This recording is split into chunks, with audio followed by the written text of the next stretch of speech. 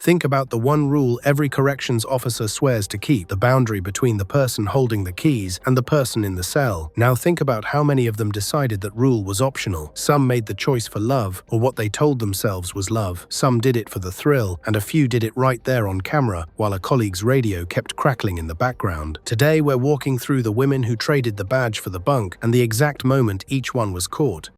Charlene Diane O'Banion. She was 33, and up until late 2021, she wore a deputy's uniform at the Conroe Montgomery County Jail in Texas. Just have us together. Yes, sir.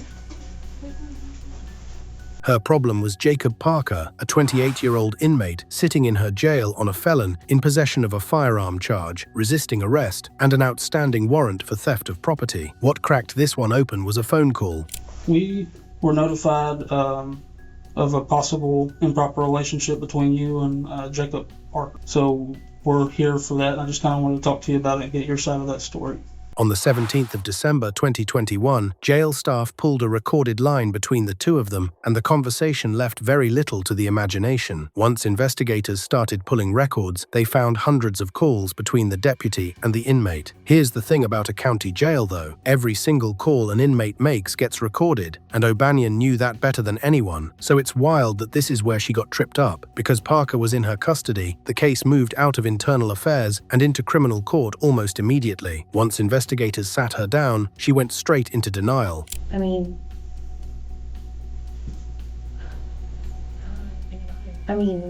he's just a trustee that we have, around.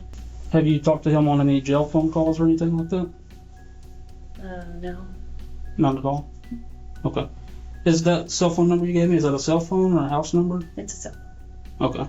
Do you have any other cell phone numbers by chance? Mm-mm. She kept changing her answers. One version, then a slightly different version, then another one after that. Detectives had a habit of letting her commit to an answer before revealing the piece of evidence that contradicted it. I had a feeling this was coming. So there was an inmate named Coker, Justin Coker, Okay. and he got out of here for I don't know what period of time, and he tried to contact me on Facebook. At first, she claimed she barely knew the guy. Then she admitted she had actually known Parker before he was ever booked into her jail, but she still swore nothing physical had ever happened between them. Detectives let her keep talking because they were holding something back. Just mean conversations you are having on the phone. No. Since he's been in here. Like sexual? Well, I'm not saying having phone sex, talking about sexual acts. From what I'm listening to on the calls, I take it as that you've given him oral sex at some point, is what No. I gathered from these calls. No, that was like in the world, but we never dated. Then they played it. It was one of those recorded calls, and on it, the two of them were laying out in graphic detail exactly what they wanted to do together once Parker walked free. So there was little left for her to argue. You seem to have blanks in your memory when we get to certain details, but you remember being groped in the blowjob from 3 years ago. I find that hard to believe. Okay? This is your one chance to be honest with us. Yes. Once we get up and walk out and we're done, we're done. She dropped the denials and confessed. She told investigators the encounter happened on the 17th of November 2021 in a blind spot inside a housing section the jail calls B Quad. According to the detective's account in the court documents, she explained how she got the chance. A drug problem on that unit had left it without its usual floor workers, so staff were pulling volunteers from other housing sections to come clean B Quad, and that gap in the routine gave her a private moment out of sight of the cameras. What sank her in the end was not a single call, it was the sheer volume of them. Investigators had hundreds of recorded conversations to work through, and the plans they had made for after his release were spelled out in their own words. She pleaded guilty to improper sexual activity with a person in custody and lost the badge she had worn to that jail every day. In May 2022, a judge handed her 100 days behind bars. For a career built on guarding other people, that is a steep price to pay for one gap in the cleaning schedule, and it landed her in the same kind of cell she used to lock other people into. Melanie Alicia Martin. Out in the far northeast corner of California, where the state bumps up against Oregon and Nevada, sits a small county called Modoc, and inside its jail worked a 34-year-old corrections officer. Her name was Melanie Alicia Martin, and she was from the county seat of Alturas. What brought her down was not a viral video or a leaked phone call. It was her own co-workers. Staff at the Modoc County Jail started noticing things they did not like about the way Martin behaved around the very people she was supposed to be supervising. They reported her, and the sheriff's office did something that shows how seriously they took it. Rather than investigate one of their own in-house, they handed the whole thing off to an outside agency. That is an important detail because it removed any question of a department covering for its own. An independent set of eyes went through the allegations from the outside. That investigation dug in, and what it turned up was not a single slip. Deputies say Martin had relations with more than one inmate inside the jail. There is a specific reason this is a crime and not just a scandal, and it comes down to consent. The relevant statute is California Penal Code Section 289.6, which bars certain people, corrections officers among them, from any activity with someone in a detention facility. The logic behind that law is blunt. A person locked in a cell cannot freely consent to with the officer who controls their meals, their movement, and their entire day. So under the law, it does not matter whether anyone involved called it willing. On the 10th of September 2022, investigators secured an arrest warrant, and Martin was booked into the exact jail where she used to clock in for her own shifts. She was charged under Section 289.6, one count for having relations with an inmate. Her bail was set at $20,000, and she had already been fired by the time the cuffs went on. There is a strange symmetry to being processed into custody by the people you worked next to a week earlier. The jail itself is a tiny one, the kind of place where everyone knows everyone. It runs on fewer than 50 beds and houses, both men and women, which makes the idea of a guard carrying on with inmates that much harder to hide from the people working alongside her. And that was the strange, quiet weight of this whole case. There was no dramatic footage, no confession played back in an interview room, and no cell phone stuffed with photos. There were fellow officers who decided they could not keep looking the other way, an outside team that confirmed what they suspected, and a woman who ended up sleeping on the wrong side of the same bars she used to patrol. Sometimes the loudest cases are the ones with no cameras rolling at all. Melissa Marie Goodwin. Over in Western Sydney, Australia, a 25-year-old correctional officer was working the wings at the Silver Water complex, and her name was Melissa Marie Goodwin. The inmate at the center of it all was 21-year-old Corey London, a young man serving 6 years for armed robbery. Prosecutors alleged the relationship turned physical inside a storeroom on up to 5 occasions during her shifts. On top of that, she was accused of ferrying in the small comforts he asked for: a pack of White Ox tobacco, some chewing gum, and a couple of cigarette lighters. Under New South Wales law, an intimate relationship between a correctional officer and a prisoner is a crime on its own, before you even get to the smuggling. When the affair came out, Goodwin did not fight the heart of it. She admitted she had been in a relationship with London, and investigators had the paper trail to prove it. A separate misconduct charge against her was dropped, and she pleaded not guilty to the contraband allegation. There was a letter she wrote him, and in it she told him she missed him and wished he had been out in time for Valentine's Day. She would later describe the whole thing as a pen pal romance, which is a generous way to put it, especially since the court was also told her personal phone number was saved on London's mother's phone under the contact name Corey GF. Now here is where this case took a stranger turn than the usual guard and inmate story. For prison officer Melissa Goodwin, it's been a stunning fall from grace. Melissa, why did you do it? To make the storeroom charges stick, prosecutors needed London himself to climb into the witness box and confirm what happened. And wannabe rapper. On social media, they made no secret of their romance. He refused. He was driven all the way from Parklea Prison to Burwood Local Court, and he would not even leave his cell to testify. They charged him with contempt of court, and still he would not budge. Will you ever be mixing business and pleasure again?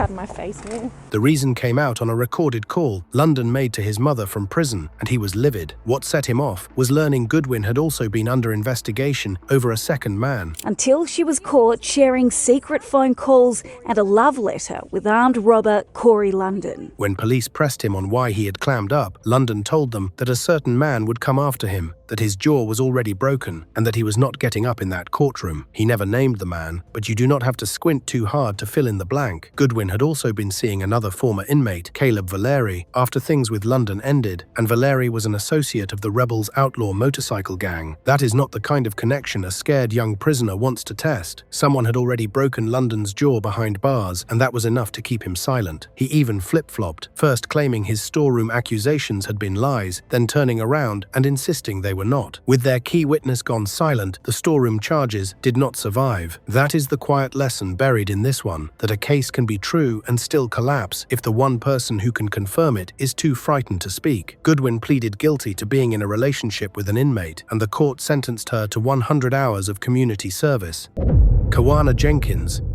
Love can bloom in strange places, so the saying goes. What happens, though, when it grows between a woman with a badge and a man accused of murder, and a third person is quietly hitting record? That question belongs to a 36-year-old detention officer at the Fulton County Sheriff's Office in Georgia named Kawana Jenkins, who had worked there since December 2019. In the early morning hours of the 28th of January, 2023, a sheriff's strike team ran a shakedown through a maximum security wing. Potential danger from the officer letting her guard down. They came out carrying 11 contraband cell phones and several weapons. And remember, this is supposed to be one of the most locked down parts of the entire jail. When Fox 5 reviewed court documents, investigators described confiscated cell phones. The weapons were alarming on their own. The phones were worse because one of them held video. That phone belonged to 8-year-old Jamal Ward. He had been sitting in Fulton County since he was arrested at just 20 years old, charged in the 2015 killing of a young woman who was shot in the face in southeast Atlanta. He was one of 3 men picked up in that death, and he faced counts of murder and aggravated assault, which tells you exactly what kind of wing the strike team was searching that morning. One clip showed Jenkins settled onto Ward's lap in a way no officer should ever be, kissing and licking his face. On the audio, he is saying, "Give 'em to me," and she hands him a pair of Cartier glasses, inside a jail where handing an inmate a gift of any kind is against the rules. Then a second phone surfaced in March, and it carried its own recording. In this one, Jenkins sits in her chair in full uniform, and Ward's finger ends up in her mouth as she simulates a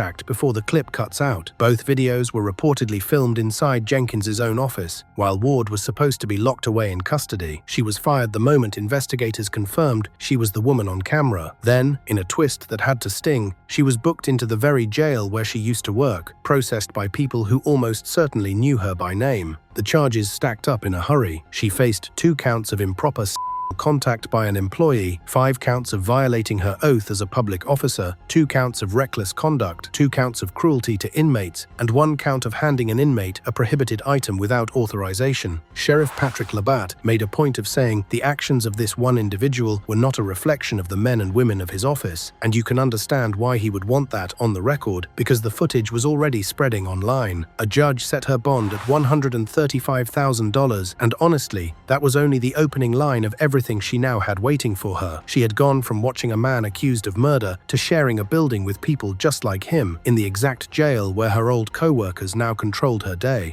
Jordan Trainer.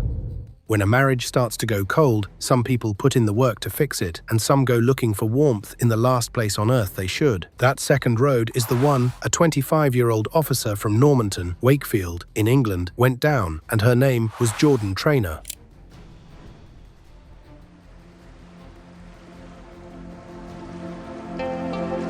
She had joined the prison service in June 2018, moving up from Feltham in London to support her husband's career, and she ended up posted at Wetherby Young Offender Institution, a facility that holds boys roughly between the ages of 15 and 18. Married, a mother of 1, she struck up a flirtation with an inmate, and the inmate was a minor. He had a smuggled phone, and once Trainer found out, she started sending him messages. Then she pushed it further. She took explicit photos of herself, and rather than simply send them, she printed physical copies at her own workplace and handed them to the boy. She smuggled in parcels too, for him and, at his request, for other inmates. She claimed she never knew what was inside those packages, though they turned out to hold phones, and the prosecution did not buy the idea that she was in the dark. When she learned a second boy, this one also 17, had a phone, she started up the same routine. That second inmate had inappropriate inappropriate physical contact with her on 3 separate occasions, and she neither pushed him away nor reported any of it. She swapped shifts just to be near him, and on the morning of the 23rd of December, 2019, she sent him a message telling him she could not wait to see him that day. That was the same day both boys' cells were searched, and those searches turned up the messages and the photographs she had been sending. The second boy had 3 mobile phones on him. She was suspended, and then came the detail that shows just how far out of her depth she was. She texted the second boy to say she had been suspended and would not see him again, and when he did not reply, she sent another message needling him for going quiet. It apparently never crossed her mind that his phone was already in the hands of the authorities. Interviewed on the 25th of January, 2020, she admitted what she had done. Asked why, she was candid, saying she had liked the attention. She told police her husband had grown distant and wanted space, and that other officers had mocked her London accent until she felt isolated and rejected. She also claimed the first boy had blackmailed her, though prosecutors argued she could have reported that and chose not to. By the time she stood in the dock, Traynor was 17 weeks pregnant with her second child. She pleaded guilty to misconduct in public office, and the judge jailed her for 18 months. It is worth sitting with what that job actually was. Weatherby holds some of the youngest and most troubled boys in the system, kids the state is supposed to be steering back onto the rails, and she was one of the adults trusted to do the steering.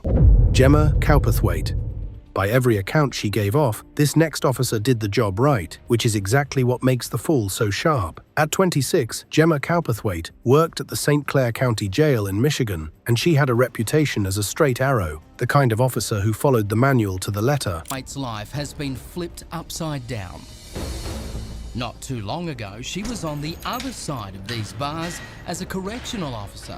The trouble started with an inmate she had met while he was locked up in the summer of 2014, a man who was out on a work release pass, which meant he had 1 foot in the jail and 1 foot back in the outside world. That arrangement is where a lot of these lines blur, because work release puts an officer and an inmate in ordinary settings, cars and job sites, away from the structure of the cell block. He asked whether they could stay in touch beyond the walls. She said no at first, and that no should have been where the story ended. The liking to me, she'd asked me if I could talk to her outside of the facility when she got out, and I told her that no, not really. He kept pushing though, and eventually she gave him her personal number, and once she made that decision, she did not walk it back. She started driving him to his work release job. Then he asked if he could take a shower at her place. She said yes, and any professional distance between them was gone from that point on. They had sex at her home that spring, and the whole matter came apart after someone reported it and the sheriff's office launched an internal investigation. The relationship had reportedly stayed short of anything physical until that shower invitation, but the law does not grade on how gradual the slide was. Once she had driven him around and welcomed him into her home, the professional line was already crossed. It's not worth sitting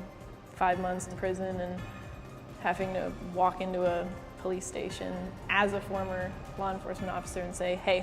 She was fired the week the allegation was reported after an internal investigation, and prosecutors hit her with second-degree criminal sexual conduct, a felony that carried up to 15 years in a Michigan prison. She posted a $10,000 bond while the case moved forward. Cowperthwaite pleaded guilty to a reduced charge instead. That deal got her 10 months in the county jail, with 4 of those months suspended, plus a place on the state's offender registry for the rest of her life. Her sheriff, Tim Donnellan, offered no soft landing on the way out. He said flatly that she deserved every minute of the time she had been sentenced to. The judge who took her plea framed it as a betrayal of the sheriff's trust and the whole court system that had put her in that uniform, and before her sentencing, Cowperthwaite herself called it the biggest mistake of her life. She had spent about 9 months at the St. Clair jail, and before that, more than a year at the Marquette County Jail, building the exact reputation that made everyone trust her. That is the part that lingers with this one. The model officer, the one who did everything by the book, was undone by a single inmate who simply refused to take no for an answer, and by her own decision to eventually stop saying it. Linda D'Souza Abreu.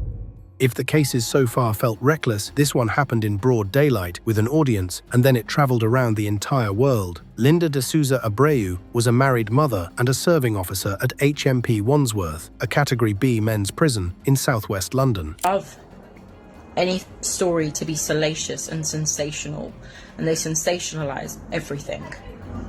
You don't know my side of the story, and we'll leave it as that for now.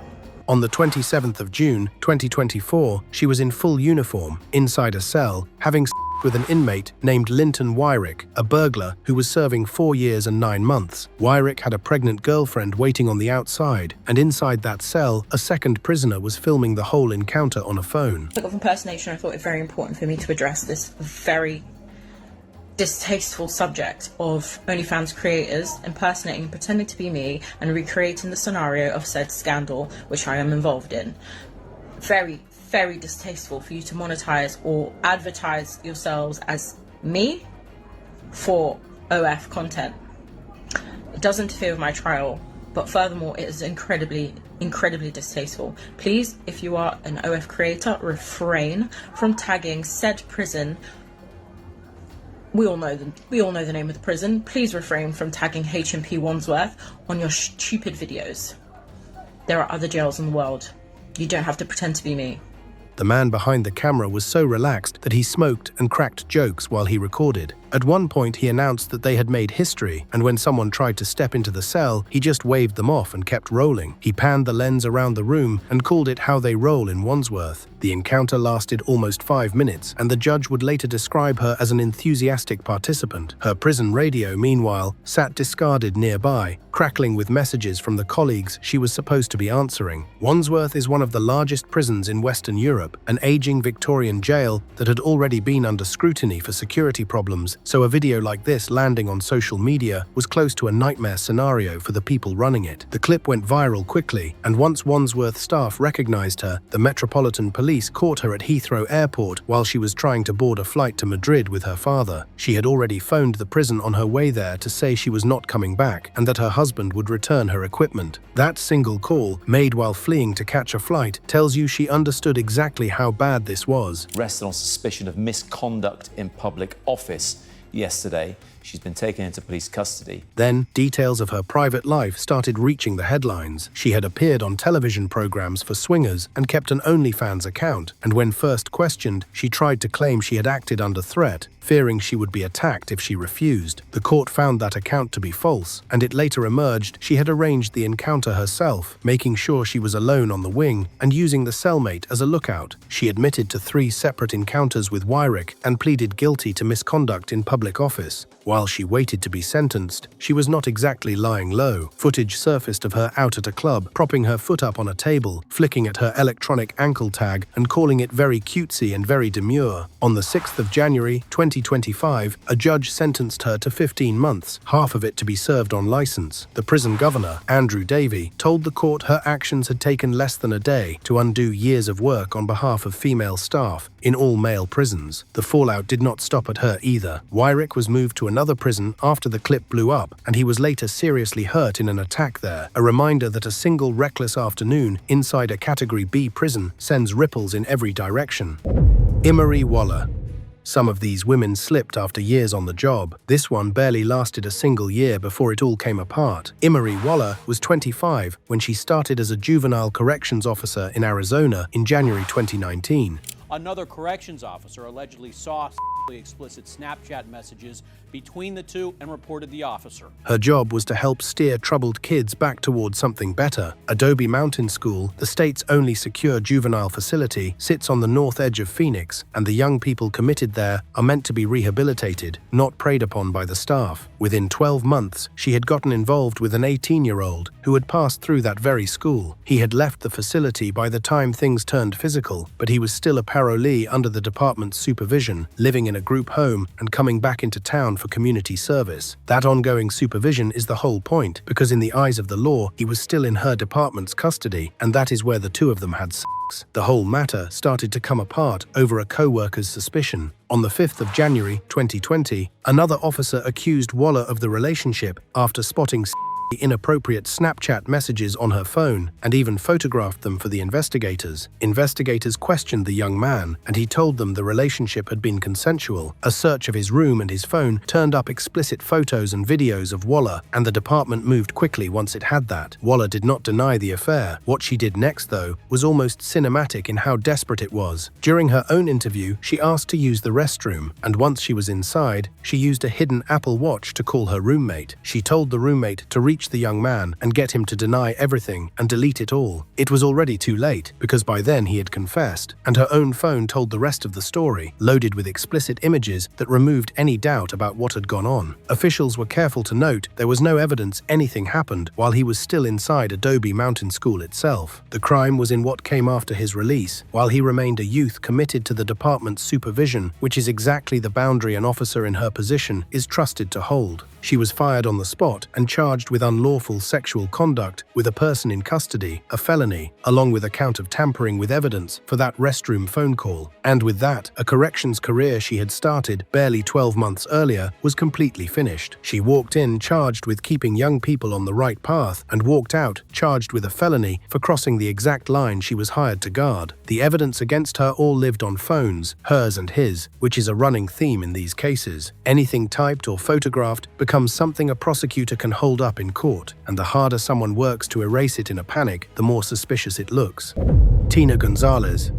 A few of these stories are about a line quietly crossed. This one is about a line obliterated in front of an audience of 11. Tina Gonzalez was 26 at the time of the offense and 27 by sentencing, a correctional officer at the Fresno County Jail in California, and her job was steady even as her marriage was coming apart. Cutting a hole in your pants to make it easier to have sex with an inmate and having intercourse in full view of 11 other inmates is something only a depraved mind can come up with. What she did to bridge that gap is hard to phrase delicately, so I will just say it plainly. She cut a hole in her uniform pants to make it easier to have sex with an inmate, and she did it in full view of 11 other prisoners. Her old boss, Assistant Sheriff Steve McComas, said that in 26 years on the job, he had seen plenty of disgusting things, and this sat right at the top of the list. A tip in December 2019 pointed the Fresno County Sheriff's Office in her direction. It came from another jail worker who had heard a male inmate had a cell phone and was in a relationship with Gonzalez, and the Vice Unit and Internal Affairs Division started pulling the thread. Former correctional officer Tina Gonzalez did.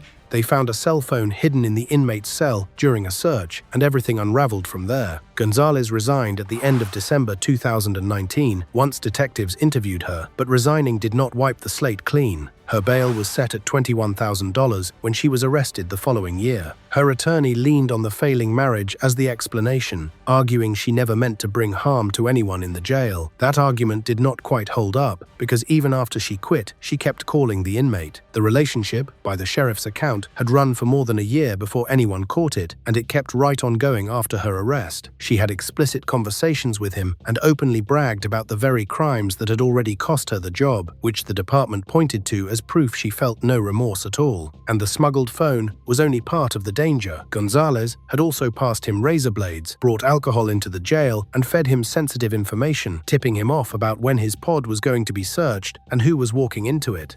And at times communicated sensitive information to the inmate about individuals that were entering the inmate's pod, as well as times and places or times when the pod would be searched. That is the part that turned this from a scandal into a genuine safety problem. Handing a prisoner a blade and leaking search schedules puts every officer working that unit at risk, and prosecutors laid out exactly how she had endangered her own co-workers. The charges she pleaded to captured the sweep of it: felony sexual activity with an inmate, felony possession of alcohol in a jail, and misdemeanor possession of a cell phone with intent to deliver. She could have faced up to 16 months behind bars, and prosecutors pushed for 15. With no prior record, though, she was sentenced to 210 days in county jail plus 2 years of probation, well short of what the sheriff's office had been asking for. I think what you did was terrible, stupid.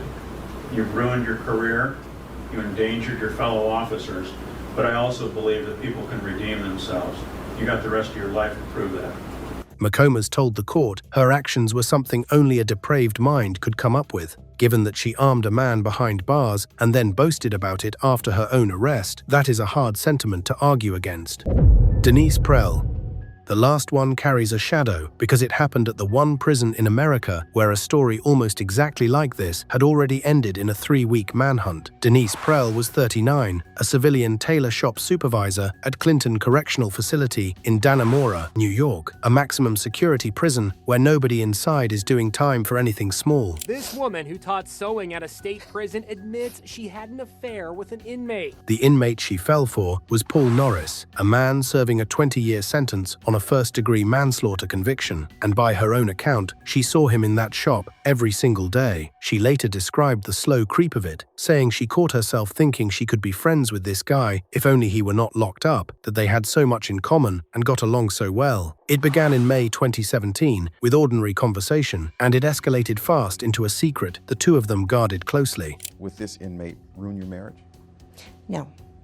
My marriage was ruined a long time ago. She was in deep. She wrote him letters and greeting cards, and she slipped him a $100 bill so he could buy a radio from another inmate on his way out, followed by 2 or 3 $50 money orders while he sat in protective custody. In a maximum security prison, cash itself counts as dangerous contraband, which is why that $100 handoff became a felony. By his own telling in a statement to investigators, they had not touched at all while he was at Clinton, but he said the two of them had fallen in love emotionally across that Taylor shop counter. To keep it hidden, she bought a prepaid cell phone and signed everything with a fake name, Gwen Freeman, a name she had stitched together from her own middle name, and the idea of Norris one day being a free man. Anybody around, she's a really kind, thoughtful person, and it's unfortunate that all of this has happened. It did not stay inside the walls either. After Norris was transferred to Elmira Correctional Facility, Prell drove out to visit him on September 4. They kissed at the start and end of that visit and held hands all the way through it, and they talked about the life they would build together once he got out. That kiss, small as it sounds, is what led to the third-degree sexual abuse charge, since an inmate cannot legally consent to sexual contact with a prison employee. Then, the whole matter fell apart. A guard reported what he had witnessed, and a joint investigation by the State Corrections Department, the State Police, the Inspector General's office, and the local district attorney took over. Prell was arrested on the 4th of October 2017 and fired soon after. She pleaded guilty to promoting prison contraband, third-degree sexual abuse, and 23 separate counts of official misconduct. A judge sentenced her to a year in the county jail to be served on the misconduct counts at the same time, along with roughly $13,000 in fines and fees. She was handcuffed on the spot and led out of the courtroom in tears, and the judge made a point of noting that the whole community remembered what an inmate relationship at this prison had cost them before. Here is the part that makes this one land so differently. Prell did all of this less than 2 years after another Taylor shop worker at that same prison, Joyce Mitchell, helped 2 convicted killers escape and set off that 3-week manhunt across the Adirondacks. She, of all people, had every reason in the world to know exactly how these stories tend to end.